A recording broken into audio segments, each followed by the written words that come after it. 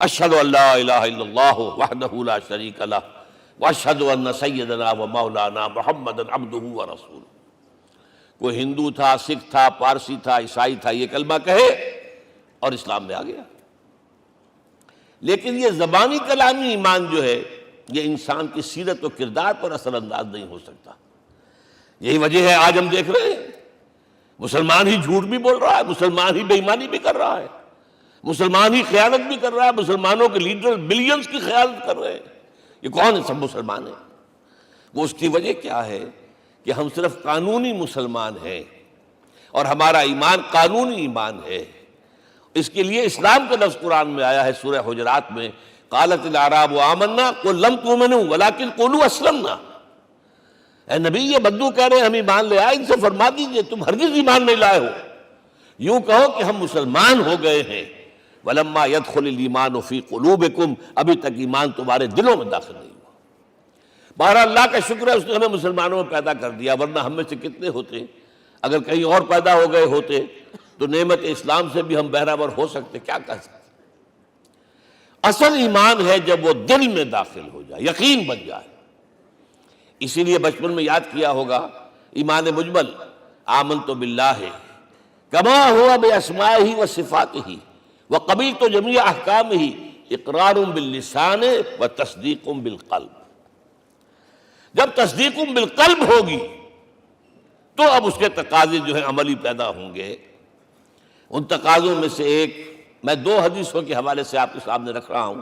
پہلی حدیث حضرت عبداللہ بن عمرو بن العاص رضی اللہ تعالی عنہما سے مروی ہے، لا یؤمن احدکم حتی یکون ہواہ طبعا لما جئت بہ۔ دیکھو تم میں سے کوئی شخص مومن نہیں ہو سکتا جب تک کہ اس کی خواہش نفس تابع نہ ہو جائے اس شریعت کے، اس قانون کے، اس ہدایت کے جو میں لے کر آیا ہوں۔ اگر عملاً تابع نہیں ہوئے تو حقیقتاً مومن نہیں ہو۔ دل میں جھانکو، Do I really believe that Muhammad is the prophet of Allah? Do I really believe that Quran is the word of God? کبھی جھانکیے گا اندر، جواب ملے گا صحیح آپ کو۔ کیا کنوکشن ہے؟ کنوکشن ہو اور پھر حضور کی پیروی نہ ہو، حضور کے احکام کی پابندی نہ ہو، اللہ کے قوانین کی پابندی نہ ہو، کیسے ممکن ہے؟ حضور تو فرماتے ہیں صلی اللہ علیہ وسلم ایک ایسی بد اخلاقی اور کج خلقی پر صرف اسے کوئی گناہ کبیرہ بھی نہیں کہیں گے۔ فرمایا ایک مرتبہ واللہ لا یؤمن، واللہ لا یؤمن، واللہ لا یؤمن، خدا کی قسم فلاں شخص مومن نہیں ہے، خدا کی قسم فلاں شخص مومن نہیں ہے، خدا کی قسم فلاں شخص مومن نہیں ہے۔ صحابہ کانپ گئے، کون بدبخت ہے جس کے بارے میں فرمایا جا رہا؟ پوچھا گیا من یا رسول اللہ؟ جواب سنیے اور اپنے غریبانوں میں جھانکیے۔ وہ شخص الذی لا یامن جارہ بوائقہ، وہ شخص جس کی شرارتوں کی وجہ سے اس کا پڑوسی چین میں نہیں ہے، امن میں نہیں ہے، وہ مومن نہیں ہے، خدا کی قسم نہیں ہے، خدا کی قسم نہیں ہے۔ کیسے علیحدہ کر لیں گے اس ایمان کو اعمال سے اور ایمان کو اخلاق سے؟ آگے چلیے، وہ جو حدیث حضرت ابو ہریرہ سے، اور یہ متفق علیہ ہے، صرف بخاری کی نہیں ہے، بخاری جمع مسلم۔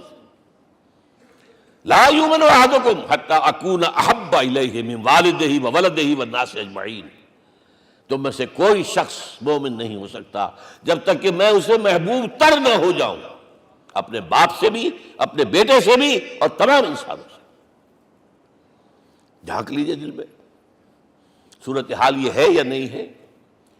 کیوں محبوب ہو جائیں؟ اس لیے کہ آپ کے ذریعے ہدایت ملی ہے، آپ کے ذریعے ہم اللہ سے جڑے ہیں، اور آپ کو معلوم ہے دنیا میں کوئی شاہ ہدایت نہیں، نعمت نہیں ہے جب تک کہ نعمت ہدایت نہ ہو۔